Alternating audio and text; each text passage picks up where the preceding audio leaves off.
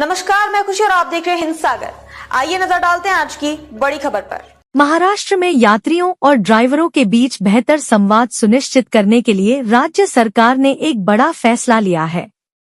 अब 1 मई यानी महाराष्ट्र दिवस से सभी ऑटो और टैक्सी चालकों के लिए मराठी भाषा का बुनियादी ज्ञान जरूरी होगा। इस फैसले को लागू करने की जिम्मेदारी परिवहन विभाग को सौंपी गई है, जो राज्य भर में विशेष जांच अभियान चलाएगा। इस नियम के तहत ये देखा जाएगा कि ड्राइवर मराठी पढ़ और लिख सकते हैं या नहीं। अगर कोई चालक इस मानक पर खरा नहीं उतरता, तो उसके ड्राइविंग लाइसेंस पर कार्रवाई की जा सकती है, जिसमें लाइसेंस रद्द करना भी शामिल है।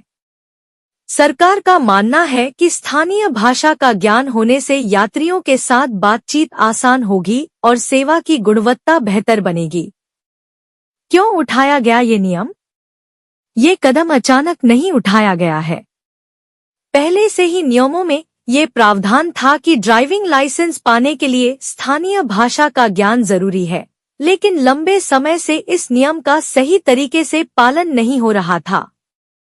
खास तौर पर मुंबई महानगर क्षेत्र, नागपुर और छत्रपति संभाजीनगर जैसे शहरों से लगातार शिकायतें मिल रही थी कि कई ड्राइवर मराठी में बात नहीं करते या समझने में दिक्कत होती है। सरकार का कहना है कि जो भी व्यक्ति किसी राज्य में काम करता है, उसे वहां की भाषा का सम्मान करना चाहिए।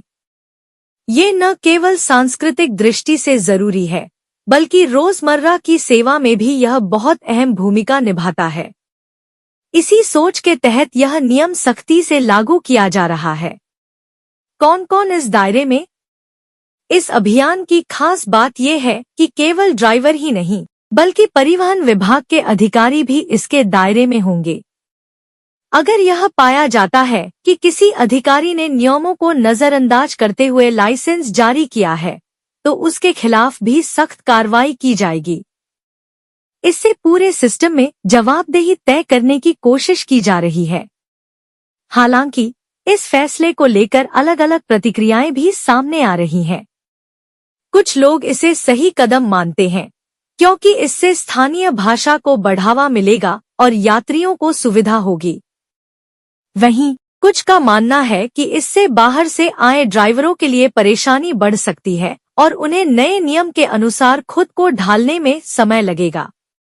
आने वाले समय में यह देखना दिलचस्प होगा कि ये नियम जमीन पर कितना असर दिखाता है। अगर इसे सही तरीके से लागू किया गया, तो ये न सिर्फ भाषा को बढ़ावा देगा, बल्कि सार्वजनिक परिवहन सेवाओं को भी अधिक सुगम और प्रभावी बना सकता है।